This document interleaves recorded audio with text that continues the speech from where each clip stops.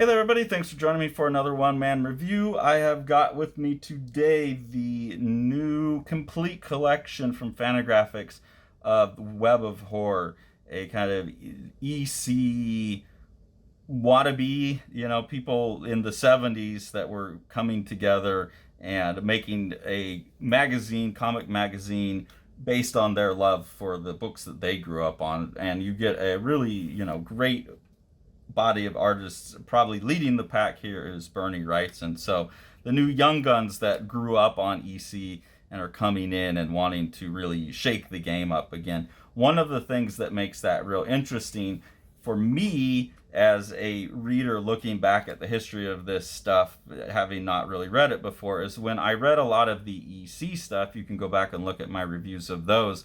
I saw that those guys were very indebted to the strip artists that I learned about doing while working on Strange Death of Alex Raymond. And to me, a lot of the EC artists, even though they're fantastic artists, don't get me wrong, like Wally Wood, but Wally Wood to me looks like a bit of a degraded version of like Alex Raymond and Milt Caniff, and you see them like the influences coming together as well. So it seemed like you have a bunch of guys who learned to draw academically, like in an illustrator sense, and the strip artists, guys like Alex Raymond, Hal Foster, Stan Drake, that were really kind of classically capable artists. And then you have like this next generation that comes up that looks more like people who grew up learning to draw by looking at other artists. And that trend continues. I think now we have a third generation, so like twice removed from that more classical tradition, and a lot of artists that look like they grew up on other artists. And so things start to get more stylized, and sometimes for the better, sometimes for the worse. You see the cover to issue 1 here, really lovely color reproduction of at the time, Jeffrey Catherine Jones painting, obviously very much in the Frazetta tradition, and still coming out looking more stylized, where Frazetta, as stylized as it is a little bit more classic, and it just goes back from there, being more and more classic and more stylized as you go forward. Really like that the portion here that says web looks like it was done in clay and photographed and cut out. I think that's a very strange production choice, but I assume it probably matched the aesthetic of some horror magazines at the time, like a horror movie magazine. It has that vibe to me. Then on the inside, you're introduced to Webster, who is the like narrator in the same way that the Crone would have been in some of the old EC stuff. This is a Bernie Wrightson design, and you get some really lovely reproduction of Bernie Wrightson art here.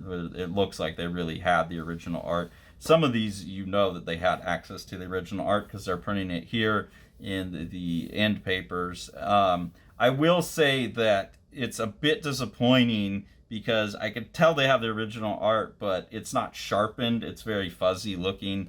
And if you want to reproduce like artist edition art based on scans of the originals, you can go watch the video that Sean has on it.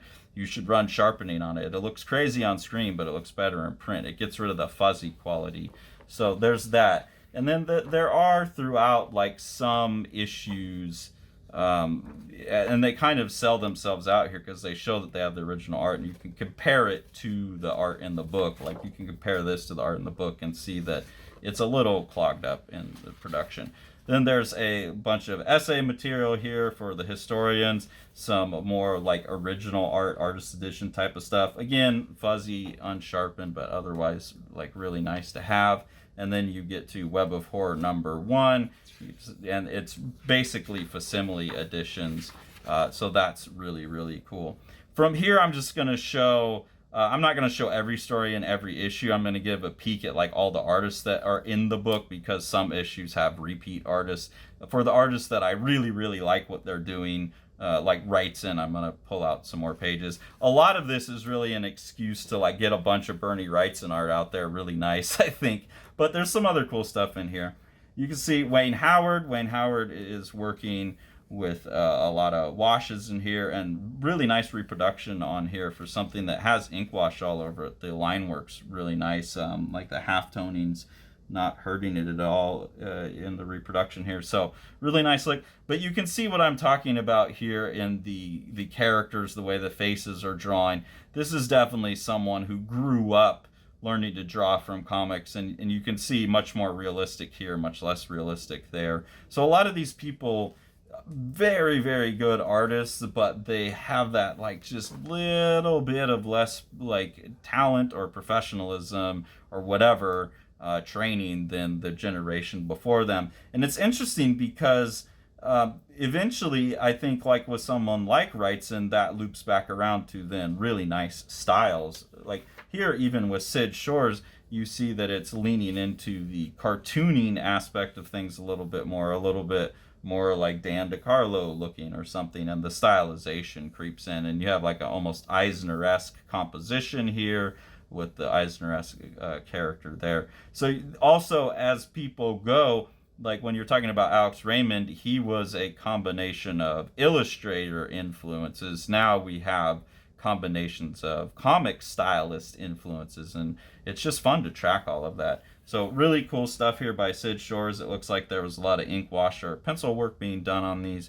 It seems like these artists were very much playing with a lot of new things that were capable, and like reproduction seems to be allowing them to do some of these like wash tricks and different production techniques throughout that I don't see a lot of in the EC stuff. Then you get the first Bernie Wrightson story. He's working with a wash in here and doing a lot of really incredible stuff with the combination of the wash and the black ink. It's obvious that he's still coming into his own. Like some of the faces are a little funky. It's also, I think, Wrightson's stories are some of the more readable stories. A lot of the stories in here are pretty predictable, and I don't know, I started skipping a lot of them because it's like, I don't know, there's 6 pages like that they're not saying anything interesting. There's just going to be a gag. But some of them are quite a bit better, and usually the Wrightson ones are really interesting. This one's about a guy who gets a board game that winds up being like a game he has to play in real life. One of the really cool features, I guess, of this magazine when it came out is that they have a contest where they would have one of their artists, so in this case Ralph Reese, doing a really nice illustration here, really great composition, great inking, great black and white balance, lovely stuff. Again, with the faces, you can see that they're more stylized, and they're picking up habits from people before them, but otherwise stunning illustration. And they're asking the audience to then fill this in and send it in, and then whoever wins can have their stuff, they can do a full page story at professional rates in the next issue. I think that is a fantastic idea. I guess they were inundated with entries, and I don't know if they ever printed any. I kind of, like I normally do with these, I like skimmed through the essays, so I'm not sure if they ever printed any of them, but I like that idea. That'd be a fun thing to bring back. Way cooler than like a letter column. It's a story by Donald Norman, not an artist I've ever heard of. Some of the way he draws the people isn't so great, but the work going on in the monsters is awesome. Has almost a Barry Windsor Smith vibe in some of this. There's also like a lot of Neil Adams, I think, in the DNA here, but I really like the way those two drawings of this deformed guy looks. And the story on that one was really good as well. Here's a Ralph Reese. This is definitely somebody that structurally is struggling, like with anatomy and stuff a little bit. You can see kind of where they're swiping from in terms of maybe even swiping actual poses. There's some stylistic differences here and there, but graphically, compositionally, really cool, really nice use of black and white. That hand is killer, and I think there's a lot of great stuff going on in this page. So just someone that's like really good but kind of inconsistent, and that's, I think, what you get a lot at these people that are like just getting ready to break in, is that consistency's not quite there yet, but there's some really strong stuff going on as well. Another cool thing is you're getting like the Jeff Jones painting here without any of the cover on it, so you can get it just as an art piece. Here's the cover for number 2, I think also a Jeff Jones piece. Some really, really cool art here by Roger Brand. This looks like someone who grew up looking at Jack Davis. That's what this looks like to me. Again, you can see that compared to Jack Davis, the figure work's not quite as good, but like some of the stuff like this is really nice, and some really nice textures and stuff throughout. Probably one of the weaker artists. I'll admit that when I first flipped through this at first glance, I was a little disappointed because of that, what appeared to be like a step down in quality from the EC stuff. But then as I went and quit comparing it mentally and just enjoyed a lot of the styles for what they were, I enjoyed the book quite a bit more on reading it. You get some early Mike Kaluta stuff in here. Someone that looks like maybe is suffering some from reproduction problems going on, but also like just, you know, growing as an artist. Some more Wrightson stuff here now without the tones. Really, really like the high contrast of that. Again, looks like some of the finer lines might be being lost in the reproduction, but pretty good. Really enjoy this one moment here where this guy passes out, and it's got a thought balloon that's like got dark going in it, and you can almost miss it because it's embedded up in this dark area here, but really like that visual word balloon there, and some really lovely just compositions and inking going on. The story is by an artist named Alfred Payon. Never heard of him. It looks kind of like a Jack Davis, Johnny Craig mashup in terms of style. Like this feels very Johnny Craigy. This feels more Jack Davisy. So that's where, you know, again, more evidence of this. Like you can see who grew up in enjoying what, and that's fun, even though it's not always the best art. Another Ralph Reese. This one I think is really, really strong drawing all the way throughout. That composition and design aspect of it is fantastic. And the design of this monster here that almost looks like the Wolverine adamantium skeleton's really cool. And this is being done in the early 70s. So, but this would be prior to Weapon X. Yeah, really, really nice story here. Really beautiful image there as well. You get a Bertie Wrightson painting for issue number 3. I believe this is the last issue that came out, I think. I don't know, there's 4 issues in here total. Frank Brunner on the inside front cover, even though it really looks like Bernie Wrightson to me. It's signed Brunner, so someone who's able to do that style very, very well. Frank Brunner has other stuff in here that's much more particular to him. Another Mike Kaluta story. You can see the almost abstract nature of how he's composing, but a jump up in quality, I think, even from the first story. I really, really like this kind of composition on this final bit of storytelling there as well. Another Ralph Reese, this time using washes instead of the tones. I think I like the graphic nature of the tones better. That's something I was talking about in the George Metzger video as well, is that like this is getting you all of the kind of same thing. You got grays everywhere, but it's just graphically not as pleasant to look at to me as something with tones is. I think tones have this extra like optical presence on the page. They vibrate in a way, and they feel graphic. They are graphic. They're actual solid black and white lines. So it's really nice, but I prefer his tone work. Some really nice like Al Williamson Star Wars era type of inking and drawing in here. If I remember correct too, from the Al Williamson EC one, I think Ralph Reese was someone that was collaborating with Williamson or inking on top of him. I could be wrong, but that's very Williamson. Piece by Bruce Jones. I think this one is really, really interesting in that there are some images that don't have any black on them at all. They're done on a duotone paper, and he's pretty much painting with the duotone. And then there's a lot of other like tone patterns that have been cut out and applied on top as well. But like this image here that's entirely done in grays with the duo shade paper and maybe some like gray ink on top. I don't know, really interesting look. Much more realistic style, someone who's trying to lean into the photorealism aspects of things. You can see the Al Williamson influence on a lot of these artists with the like shrubbery and the Wally Wood influence, things like that.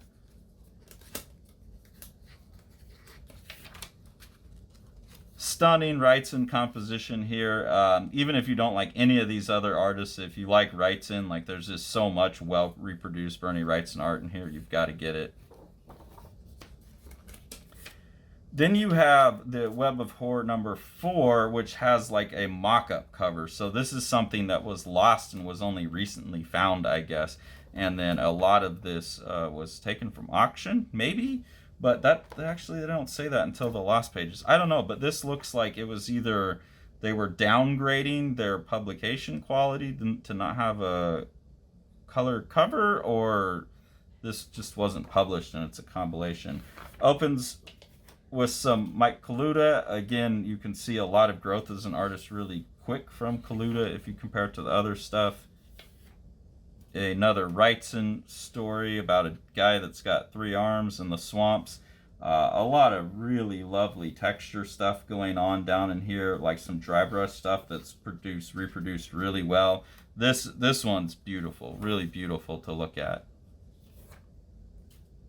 An artist named Steve Hickman doing like a sci-fi, obviously someone who liked Wally Wood.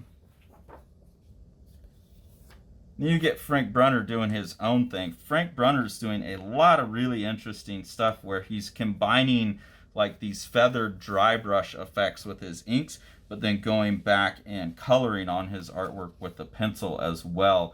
And it just gives the thing a very painterly, like soft quality, but a lot of nice textures too. Just that like tactile stuff that I really miss in comics, done so well. Another one of these Bruce Jones pages, very realistic stuff with interesting tone use. Particularly like this set of 3 panels where there's these aliens coming down and they're like these octopus things floating in these jars, but it's also kind of abstract that it's hard to see in these 2 images. And there's a lot going on. You can probably see it in this that looks a lot like Paul Pope drew it, which is really surprising given how almost like stiffly photorealistic the rest of the art is. This is so expressive in these textures and stuff. It's a really interesting combination. Also very Al Williamson kind of approach to things here with these figures. So really like that, really interesting stuff. I'm gonna have to look up more Bruce Jones. A really strange one is this artist, Sean Todd. Like really strange stylistic fit for the book. A lot of it looks much more like Eisner. You take this out of it, it looks more like Eisner, but then very underground looking stuff.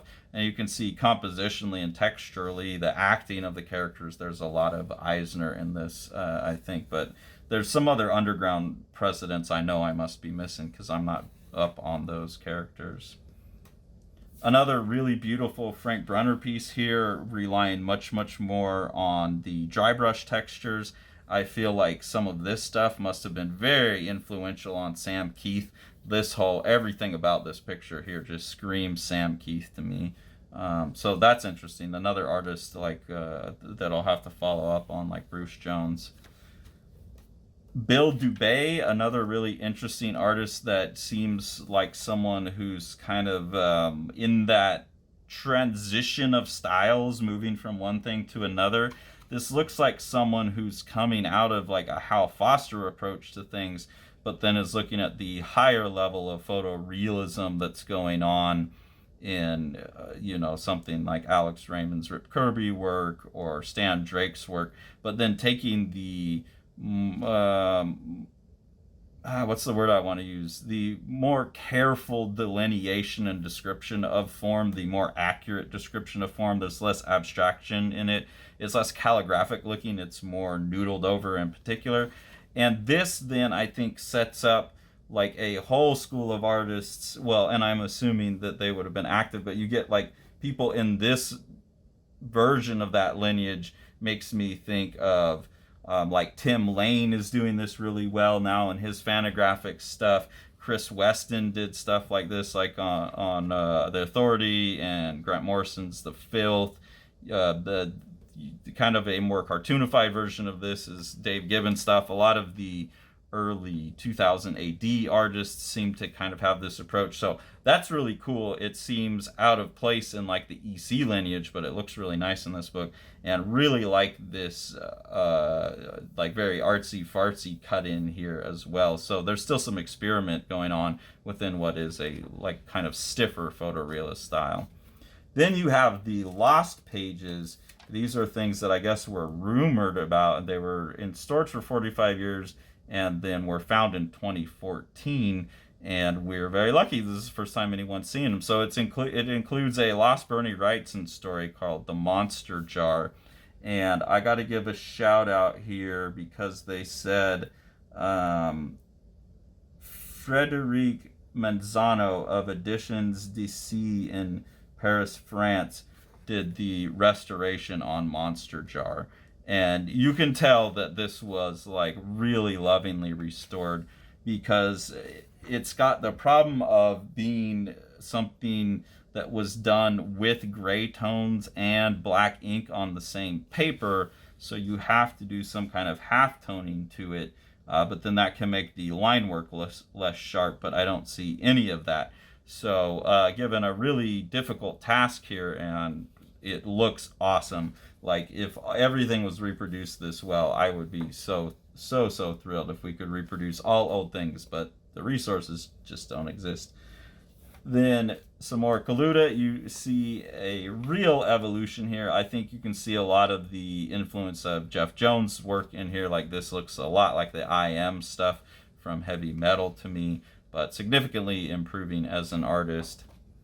Another Ralph Reese. Ralph Reese is someone else that I think I really got to look at. I like a lot of what's going on in here. This would have actually had like some nudity in it, which they're really intentionally working outside of the comics code by doing it in a magazine format, but that wasn't any of the previous issues. So it'd been interesting to see if this had come out and continued going, like if it would have kind of had the same status as Heavy Metal in terms of content. But a lot of interesting stuff in here. Some more Wayne Howard. I thought this was interesting that you could see he has like the same photo reference. It looks like he's got the exact same face, but it's two different people, and you can see the small tweaks he made to change the features of the face. I think that's just a fun, instructive moment. You got an artist named Norman Nodell. Very much looks like kind of a Ditko aficionado to me. A lot of this looks like. And then another Nodell story where you see, I think, a lot of Stan Drake, and then Stan Drake as received through Neil Adams, especially in this face. Great drawing, fantastic drawing here. Some of the other stuff I don't know. These, it doesn't look like they had access to the original art because there's some real problems with the reproduction of the lines. But yeah, this is definitely like Neil Adams, Stan Drake received through Neil Adams kind of stuff. Some more cool Ralph Reese where you see a lot of the Wally Wood influence on these. So just a lot of cool extras all throughout. And again, some nice, I think this is Wrightson art here. And again, you know, like even here, you can't, like, it's fuzzed out so much. It's original art, but there's still not integrity of the lines in these, which is a little disappointing. I don't know also, like, they might have just been sourcing from, like, what Heritage Auctions provided and not able to take their own scans of things. I don't know. I don't know the full story. But overall, beautiful book. Stunning production throughout where they have the resources to do it. Nice, like, canvas cover. Just it's really beautiful, and this material definitely deserves it. And it's so cool that, well, I mean, it sucks that this didn't go on for hundreds of issues, but also it's so cool that it's able to be like, here's a one and done package with some things you've never seen before. So if you're at all a fan of, you know, this lineage of art, I'd say you got to get it because this is part of the story, and the rights and stuff especially is just a treat. And I would say get it just for the rights and stuff. The Eisner nominated The Strange Death of Alex Raymond by Dave Sim and myself. This is a gorgeously illustrated and designed book. Dave doing most of the illustration. Amazing compositions throughout. What Dave is doing is he's recording his obsession with the death of master cartoonist Alex Raymond behind the wheel of Stan Drake's car when they got into a car crash. The best description of the book that I've heard is that it's like understanding comics with pages like this, mixed with something like From Hell when you get into the theories about what actually happened with the car crash. And then with Sean on production, it's just one of the most gorgeously printed books you could get a hold of.